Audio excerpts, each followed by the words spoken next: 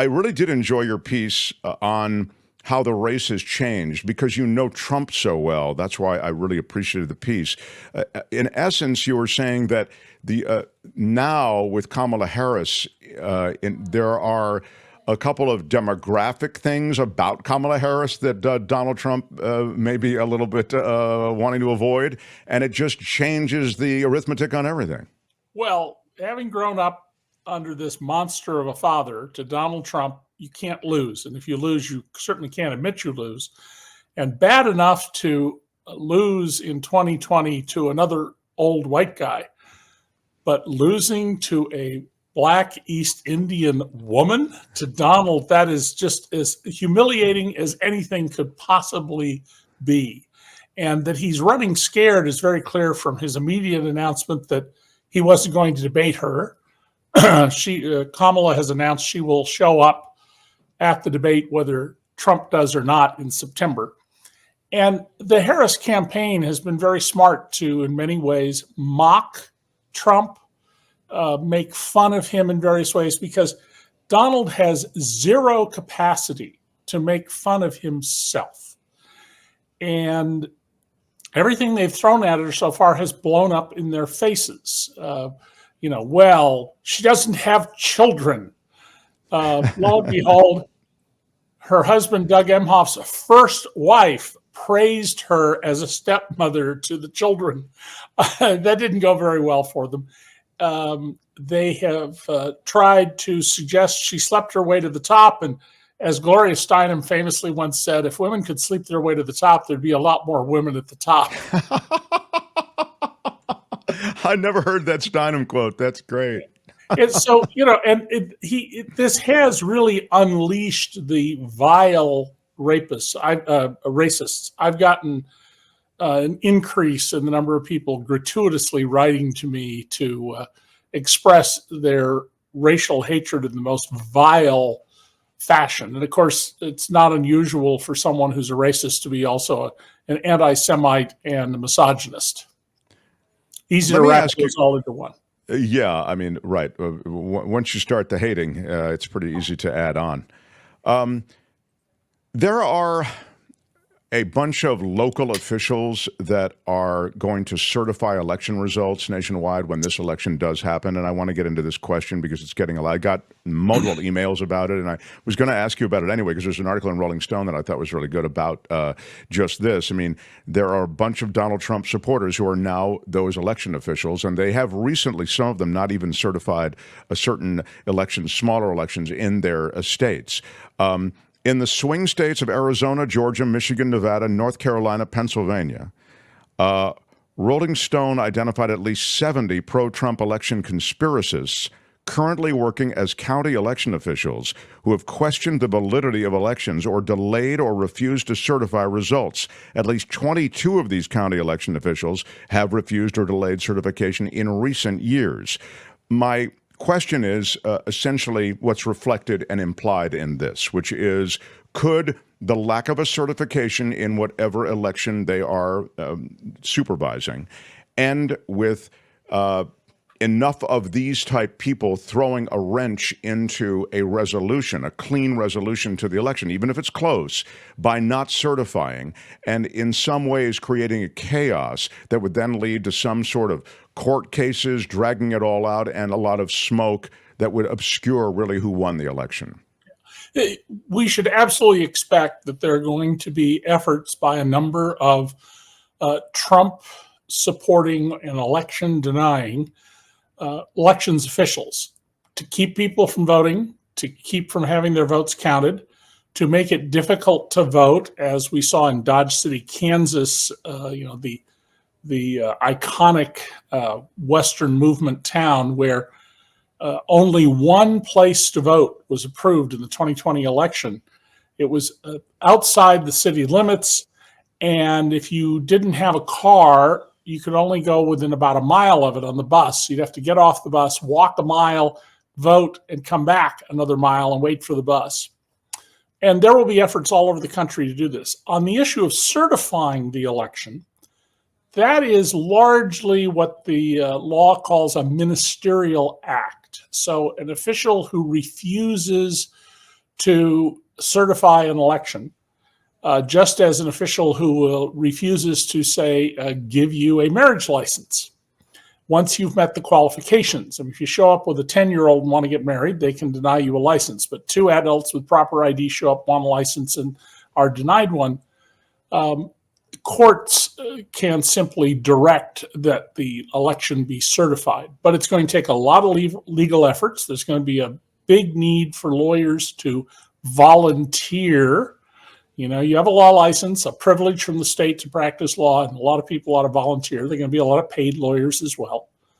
But absolutely everything possible will be done to make the election appear to be fraudulent if it doesn't go for Donald. And that's what Donald's basically said. You know, if I don't win the election, then it's a fraudulent election. Well, this goes to and that seems clearly the plan. I mean, and it's a page. Actually, Giuliani did it in New York years and years ago. So I guess it's been around for a little while. But the plan, Carrie Lake used it right in Arizona. It's now become the thing. You know, just denying the results. This has gone on for a long, long time. It has been a standard tactic, and one of the reasons for it, Mark, and probably the principal reason beyond racism, is the Republicans are a minority party. They can't elect anyone overall in the country and in most jurisdictions outside of the solidly red states without cheating. And so, you know, there's been a clear embrace of it's okay to cheat if it's for the good cause of Donald Trump. Oh, that is clearly the case. The feeling that they're in a fight for the soul of America has justified so much. I mean, the ends have justified some horrible means along the way. And here to this point, 500,000 in one app, a group behind a massive effort to clean voter rolls. This is in Texas. Thousands of voters being cleaned from the rolls because of dubious complaints. What's that? Yeah. True the Vote. This organization run by a woman, I think her name is Catherine Engelbrecht. They set up this thing called True the Vote, and they have been gratuitously, that is without invitation, sending local elections officials lists of names of people they believe should be stricken from the voter rolls. One of them turned out to be a college administrator who has lived in the district in question for several decades. And all they're trying to do is get enough people removed from the rolls in areas that might not vote for Trump. Now, we saw this in Georgia when Stacey Abrams ran for governor. They removed several 100,000 people from the voting rolls. And had they not done that, she might well have won that race. We don't know. So fundamentally, you know, I hope people in the audience, if you have friends who are at all concerned about this, show up to vote. Everywhere, if you contend that you are entitled to vote, they have to let you cast a provisional ballot. You cast the ballot, they put it aside, then the system will deal with, do we count or not count your ballot? Yeah, that's actually, and No Contendo had the point that in Georgia that was part of it. They dry cleaned such that it was voter suppression. She probably won that election. Right. But and you know, a lot of your audience is in California, although I've met yet another person back here in the East who watches the show. Wow. Be happy. Well, California will go with its electoral votes for Kamala Harris. That's not necessarily true in Arizona and Nevada. And so people in California can, with a drive of just a few hours, be across the border and can help. So find a campaign or a group like Indivisible in Arizona or Nevada and ask what you can do. And if people are needed to get people to the polls, to drive them, then spend some money. You know, go get yourself a room, probably Sunday night, because they'll probably have minimal training on Monday. Tuesday, you drive people to the polls. You're not going to want to drive back to California after you've been driving people to the polls all day. So maybe it costs you 3 nights in a motel or a hotel. But find a campaign. Calling people on the phone to remind them to vote is helpful, but knocking on doors is always the best strategy. The real heavy lifting is that which you're talking about, David. Getting the voters out and really getting people to the polls. Tony, do you have the piece of video of Trump talking about? There's a lot being made of this speaking to a Christian group, and he essentially was, doing his thing where I love my Christians, my Christian people, and vote for me this time, and you won't need to vote for me 4 years from now. This is the last time you'll need to vote. A lot's being made of that. Tony, do you have it or not? I'm kind of vamping to you. There you go. Okay, good. Here's a little bit of it. And then vote on election day. I don't care how, but you have to get out and vote. And again, Christians, get out and vote just this time. You won't have to do it anymore. 4 more years, you know what? It'll be fixed. It'll be fine. You won't have to vote anymore, my beautiful Christians. I love you, Christians. I'm a Christian. I love you. Get out. You got to get out and vote. In 4 years, you don't have to vote again. We'll have it fixed so good you're not going to have to vote.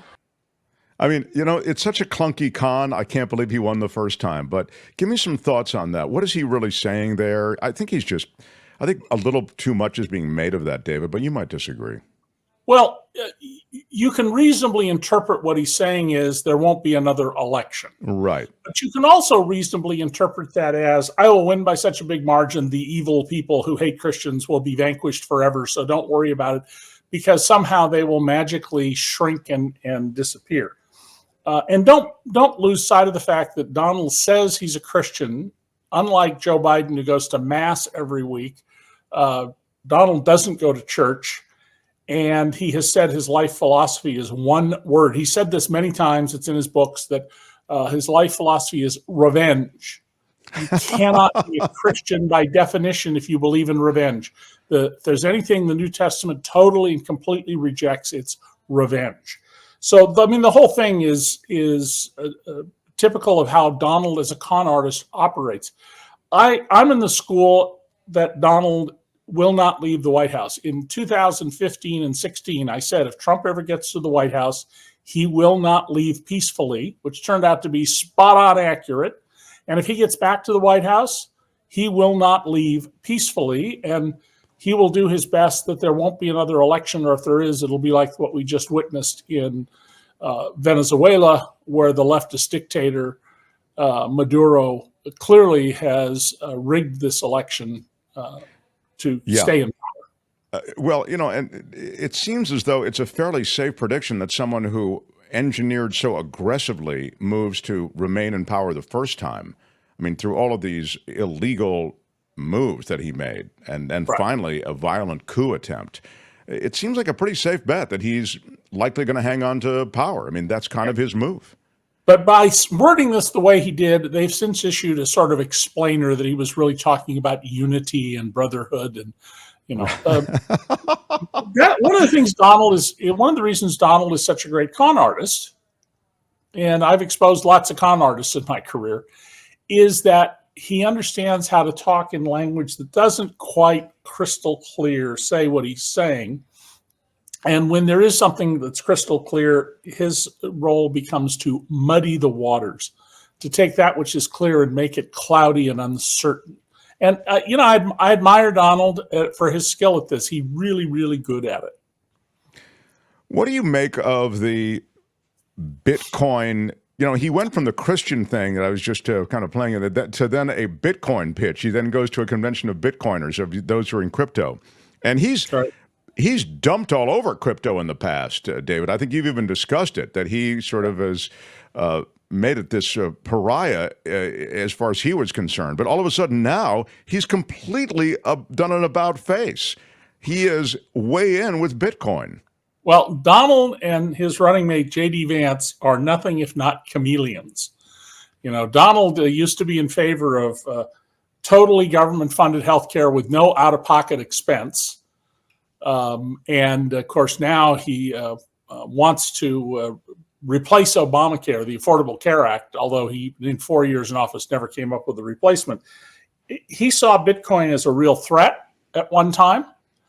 And now that he has Bitcoin connected people like Peter Thiel, the Silicon Valley billionaire, supporting him, why, of course, he's just changed his tune. Bitcoin, I just point out, has no practical use other than criminal activity and money laundering. And it's backed by nothing. I wrote a column at DC Report about this some time ago, that the Americans are spending increasing amounts of real money to buy fake money. Because that's what crypto is. It is. There's nothing backing it. There's nothing behind it. The U.S. dollar is backed by the full faith and credit of the United States government, and that's why everywhere in the world people want your dollar bills. And if you go to a country like Argentina with a badly managed currency, you can get 3, 4, 5 to 1 ratio above the official or market exchange rate. When my wife and I went to Egypt 41 years ago, to meet her sister, who was a U.S. diplomat there, we were stunned that we had, we were young and didn't have much money. And we ended up with, I think we got 12 or 15 times the official exchange rate for the money. And at the end of the trip, we were busy, handing little children out, not piastres, but pounds for coming up and reading their numbers to you, something children do in Egypt. So Bitcoin is itself entirely based on a fraudulent idea, but good. Thank you for finding and putting up the piece. There's the piece from David. It does endanger our financial health, and it helps criminals. It helps people like the drug trafficker Joe Wexelbaum, who Donald was up to his eyeballs with and actively in business with, and wrote letters, pleading for mercy against this cocaine trafficker when he got caught, and doing other extraordinary favors for him. So you shouldn't be surprised if Donald Trump is in favor of anything that helps criminals continue criming. Yeah, no, he's way into that, and different ways that he can get money and somehow sift it out of whatever, and direct it toward his various enterprises. Jan says the media outlets help Trump by focusing on him. The best thing for this country is for news outlets to ignore. I don't know if you can ignore Donald Trump. He's the leading candidate for president, and the election is just months away. I mean, I take what your point is, Jan, but he got a lot of free media, and the media does sort of love him because he's a shiny object that continues to shine. But can you ask David about Trump's nephew's new book? I saw an interview this morning, and it's not a favorable book for his uncle. Yeah, Susan's asking that. That's right, David. I've heard that he's really smeared on this. So Donald Trump's nephew, the son of Donald's late brother, Fred Trump Jr., had a child who was born 20-some years ago. Yeah, I wrote about this in my biography of Trump in 2016, The Making of Donald Trump, and earlier articles. This child was born with just tremendous medical problems. All the members of the Trump family got free health care through the company. That's why they didn't have out-of-pocket expense or anything else. The family business provided health care to everybody in the Trump family. That's not an unusual thing for a family-owned business, by the way. And because Fred Trump Jr. had died before then, Donald tried to cut off health care to this baby, which was going to cost a lot of money. And he used it as leverage to try and force his niece and nephew to accept a tiny portion of the money they were entitled to from their father. Basically, the 4 surviving Trump children at the time set out to cheat the heirs of their brother out of their share of the Trump fortune. I mean, they were all just greedy, grasping, immoral people. They just weren't as crazy as Donald is. And they tried to kill the baby, in essence. We're not going to pay your health care bills. They were well off, but I don't think they could have sustained very well these health care bills as a pressure tactic. They were holding this sickly child hostage. Donald's nephew managed to get to the Oval Office to promote ideas about better paying for health care for people who have huge bills. I mean, there's some people born who go their whole life and literally are never sick before they die, or only at the very end when they're dying. And there are other people who are $1 million a year healthcare expenses the moment they're born. And Donald proceeds to talk about this to Fred Trump only in terms of money, not human life, money. And he says, these people that are so sick and it costs so very much, they should just die. They should just die. He's talking about his grandnephew.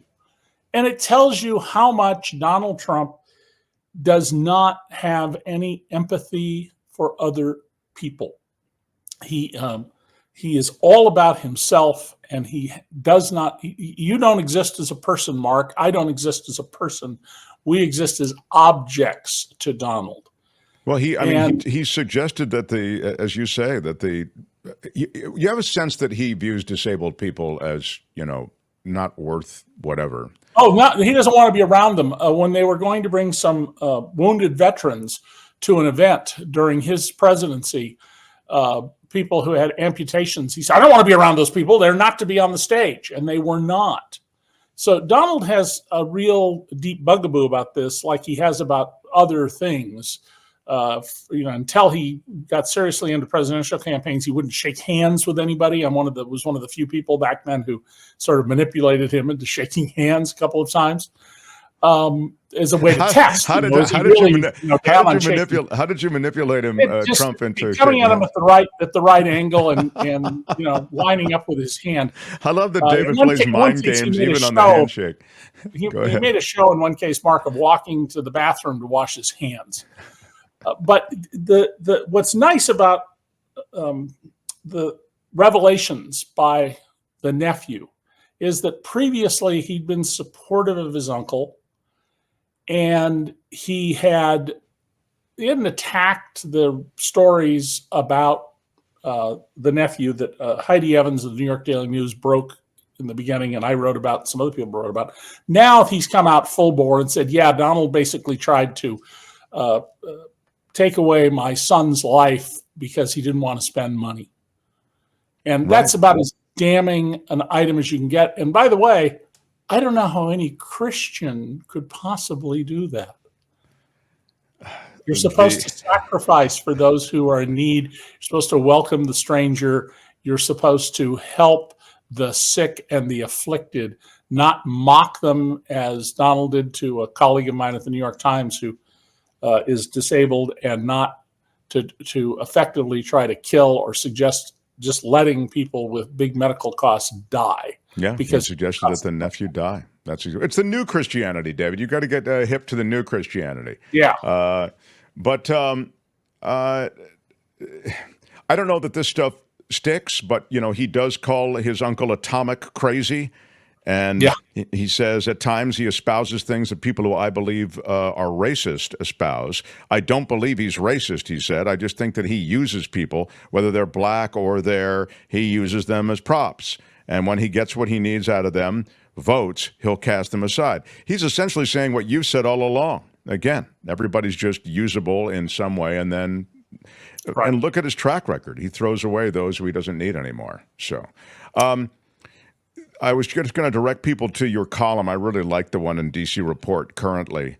DCReport.org is where you can find it. We'll put a link to it under this video, but it just describes the way in which the race may be shaking up a little bit in Trump's world. On your way out, I do want to mention that apparently there's additional security at Andy Beshear's house, and with him being talked about perhaps as now the leading candidate for vice president, but that at the same time that there's a progressive push, I think, for Tom Walz in Minnesota? Tom Walz, the governor of Minnesota. No. I would have guessed if you'd asked me that Mark Kelly, the senator from Arizona, would be the most likely appointee. I thought so too. Tim Walz. Tim Walz. But what I was going to say... There's a real problem in this country that Donald has made worse about political violence. I mean, let's remember that Donald Trump was the person who said during his campaign in 2016, he'd point at people and say, beat him up, I'll pay your your legal bills. That was unbelievable at that rally. Yeah, I right. remember that. And he has numerous times called for violence. That doesn't mean there isn't any violence in this country from the left. There is, but it's spontaneous sort of violence. It's bottom-up violence, even if it's you connected to an organization. It's not top-down. We've never had a president in modern times calling for political violence. And I'm not surprised that Governor Andy Beshear of Kentucky would need some extra security, and that there are people who are want to harm him. I sure hope the Secret Service is doing a much better job of protecting both Donald Trump and Kamala Harris. Clearly, they did not. There've been excellent reporting in the New York Times, and there was a book earlier by Carol Leonnig of the Washington Post about how the Secret Service does not have nearly enough budget for all the things it's being asked to do. When the Trump family came under their protection, the number of protectees went way up, and they travel a great deal, and that's very difficult and expensive. I don't think we should object to whatever it costs to protect the President of the United States, the Vice President, and anybody who is a major candidate for that office. That is just the cost of doing business. But we also shouldn't support Congress tightening up the funding so it's not adequate to protect people. I suspect we've probably seen the last of Trump's outdoor rallies. He hasn't held one since the effort to kill him by the young Republican in Western Pennsylvania. And that's unfortunate, but it's the world we live in. And we live in a country with 395 or so million guns and 340 million or so people. So of course, people who want to change history and cause harm have ready access to powerful weapons, including those that only belong on the military battlefield. They do not belong in civilian society. Turns out 85–90% of Americans agree with me about this. And one of the ironies of all this is Donald has made it clear he will end all regulation of guns.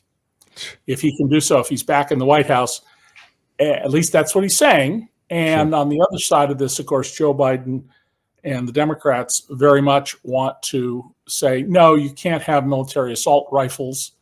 You can have a long gun. You can have a pistol. They, I'm sure, would like, if they had enough support for it, to require some training and usage. And license, just like we license drivers. We don't let just anybody get behind a car. You have to pass a test.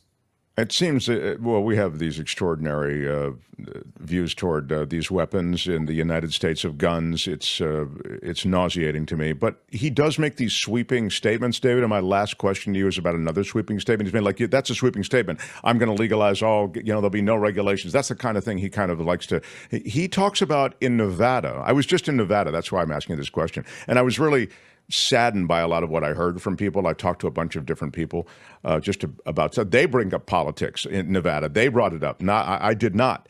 But yeah. More to the point, he made a comment about, I'm going to make tips, all gratuities will be untaxable. So no more taxes on tips. Wow. First of all, that's an insanely expensive thing to do.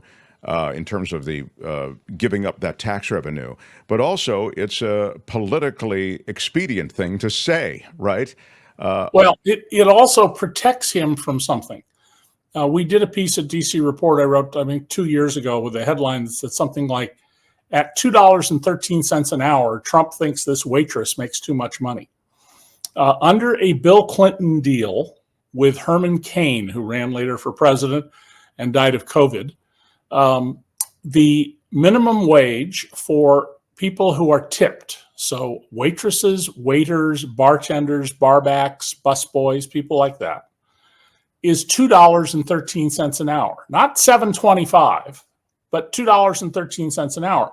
And to get to $7.25, that's the first $6.27 of your tips, just to get to the minimum wage. Now, if you don't get that much in tips, the employer has to make it up. But your tips are not going to improve the life of the person who served you.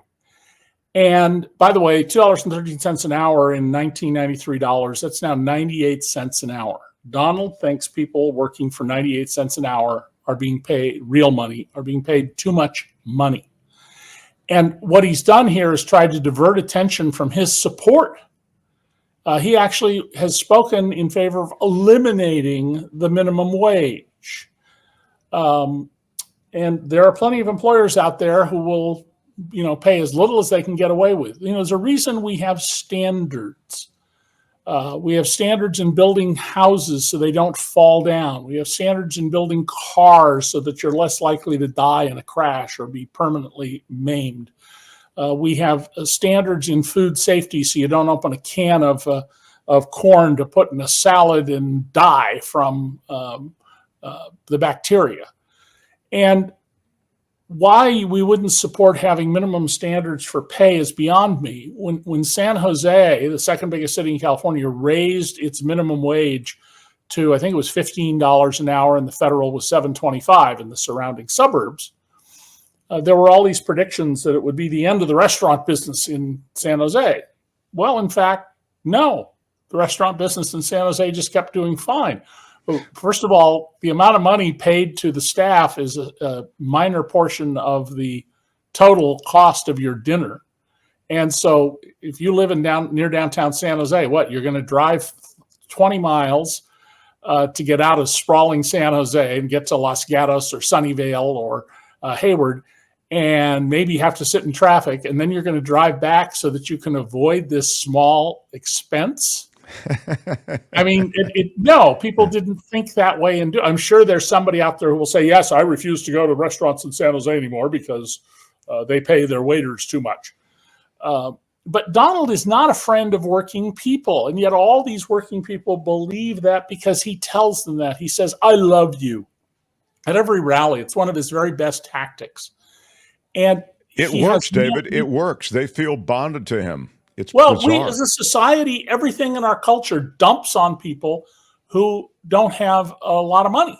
There's no two ways about it that we dump on people. We do it with our television shows, many of our movies. I mean, we have, some thoughtful and whatnot TV shows and documentaries and movies, but the tone of the culture is that somehow you're bad. We don't examine the fact that we changed the law to take away from working people things like unions, which gave us this great prosperity from 1948 to 1973. 25 years of just extraordinary prosperity for the vast majority of Americans. You could have a family with 1, 2, 3, 4, 5 kids and one breadwinner and be a homeowner and not be in debt, because I was one of those people. And I was a newspaper reporter, not exactly, a famously well-paid profession, but we've slashed the wages of people by getting rid of unions. And as a result, we've seen this great expansion of inequality that I've written about, the chasm that now exists. There are years when 80% of all the pay increases in America went to people who were already making $1 million a year. Think about that for a minute. About 1 in 700 workers makes $1 million a year. And there have been years when 82% of the net pay raises went to people who made $1 million a year. There have been years when it was 60% and around 50%, all because of these changes in the government rules that began a little bit under Carter, but really took off under Ronald Reagan. And Donald has positioned himself as a champion of working people. Nobody in the unions that had to deal with Donald, nobody who represents vendors, small business owners, who's ever dealt with Donald will tell you what a gloriously great man he is for the bottom of the economy. And all you have to do is look at his tax cut. The government is now borrowing, the totals at the end of next year will be $2.5 trillion to finance Trump's tax cuts, 83% of which went to the 1% and corporations. And, they pitch those tax cuts, and he pitches those tax cuts as, working class tax cuts. And the reality is, like so many things, when it costs money for a tax cut, you don't hear the media asking the question, how are you going to pay for this? You really hear the media only asking that question, I feel like, when you're talking about social programs or aid to Ukraine, et cetera. How are we going to pay for it? You'll if you read the New York Times, the Washington Post, the Wall Street Journal, the LA Times news sections, you'll see it there. But that's sort of the end of. You're not going to see. It just isn't going to show up in TV news in even on the Sunday shows. I think it's not asked enough. Yeah, it is. It's very superficial, Mark. And so just keep in mind that we have a record on Donald, and Donald's record is crystal clear. More money for me, more money for people like me, because it'll help me get more money for me. And oh yeah, you other folks, I'm sorry, I've forgotten who you are. Biden endorsing Harris, J.D. Vance at a private fundraiser admits, quote, all of us were hit with a little bit of a political sucker punch. Kamala Harris does not have the same baggage as Joe Biden, says J.D. Vance. Yeah, I mean, yeah, J.D. Vance has turned out to be a real problem for Trump. He's managed to tick off almost every significant voting bloc. Black people, Latino people, people who are either immigrants or first generation, cat lovers. Yeah, how dare he? And I thought Jennifer Aniston's response to this was very revealing. Now, she may have said this in the past and I wasn't aware of it, but she revealed that she has undergone IVF in an effort to get pregnant, and it failed. IVF is incredibly expensive, not that that would matter to Jennifer Aniston, but it is emotionally draining, it's humiliating, and aspects of it are painful. And J.D. Vance doesn't know what he's talking about. I mean, this is like a man who 10 years ago, in emails that law class colleagues at Yale released to the New York Times, he said, I hate the police. Now, there are people out there defending it, saying, well, he was a college student. He's a 29-year-old veteran of the Marine Corps in law school. I'm not going to cut him any slack for, being an 18-year-old or a 14-year-old. J.D. Vance turns out to be this incredibly immature person who is very similar in some ways to Senator Graham of South Carolina. He's always trying to curry favor with powerful and important men around him because his own father abandoned him and one of his stepfathers or one of his mother's or grandmother's lovers, the men in his life, treated him horribly. And he had to try to adapt to them, which is the problem with Donald as well, a monstrous father. And J.D. Vance didn't bring Donald anything in terms of a state. Trump was almost certainly going to win Ohio with Biden as his opponent. So why would you pick a senator from Ohio? Because the one thing a vice president can do for you, vice presidential candidate can hurt you, as with Sarah Palin, but the one thing they can do is win you a state you might not have won. And it's interesting. I mean, it felt like a Peter Thiel, Little Don Jr., and Eric a push, and he bought it. And at that point, he was still running against Biden, and he was feeling it. When it happened, I said, boy, he really feels confident about this for him to pick J.D. Vance. Last thing, and I know I'm way over time with you, but do you think J.D. Vance will make it to the finish line with him, or do you see a shakeup? I think it would be very, very troubling for Donald's campaign if he were to try and somehow get J.D. Vance to back out. If he wins, Vance doesn't last 4 years. Oh no, yeah.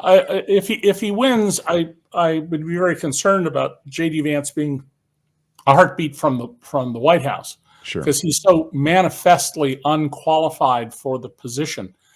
But I think it would be very, very troubling for Donald to pull the pin, because it would speak volumes about his bad judgment. And the thing to do in this campaign to protect our democracy is to recognize that Donald Trump has no sense of humor about himself. You'll look far and wide to find him laughing or trying to tell a joke. And when he does, it's like watching a hostage video. Here's a man who, if you're president of the United States, anybody in the world will come and perform for you in the White House for the honor of being in the White House. How many bands or musicians or dancers or poets did Donald Trump have to the White House?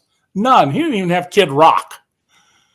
Okay. Well, to be fair, Diamond and Silk and Alex Jones were there. Maybe they didn't have enough seats. Yeah, but they're not. They're entertainers of a sort of different kind. Faux journalists. But Donald is. People need to recognize who he is, and one of the keys to that is making fun of him. There's a video I put on my Facebook page, shot by a professional golfer of Donald playing golf. According to the video, the day after Donald was grazed by a bullet.